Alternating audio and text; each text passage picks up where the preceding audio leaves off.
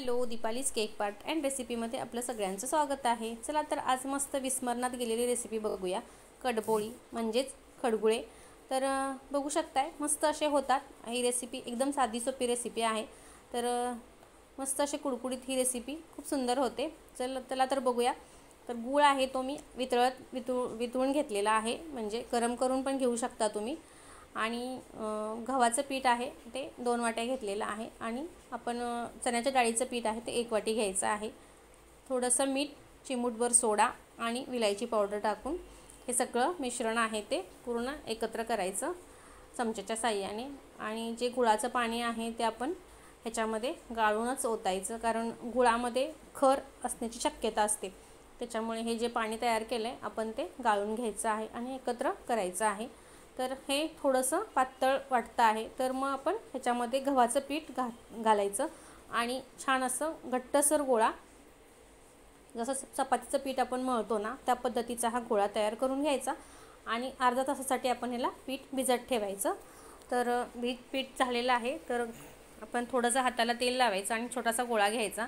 जसं पहिलं शेवया जसे करायचे तशा पद्धतीने हे आपण पोळपोटावरती असे गोल गोल गोल गोल याचे करायचे खडगुळे किंवा कडबोळे।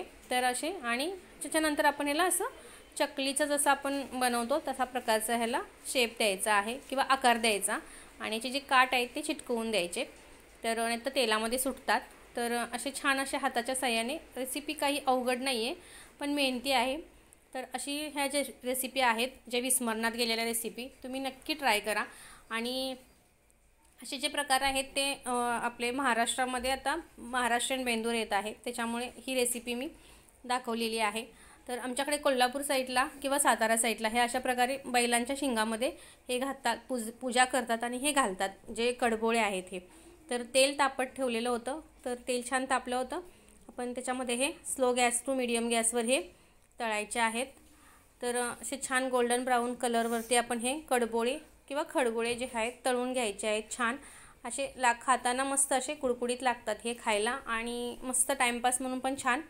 तर अशा प्रकारे ही रेसिपी जी आहे साधी सोपी रेसिपी आहे, जी विस्मरणात गेलेली आहे थोडीशी। तर आपण बघू शकता हे सगळे छान असे माझे जे कडबोळे आहेत ते तळून झालेले आहेत आणि मस्त असे बघू शकताय कलर तर खूप सुंदर येतो याचा। आणि नक्की तुम्ही ही रेसिपी ट्राय करा, आवडली असल्यास नक्की शेअर करा।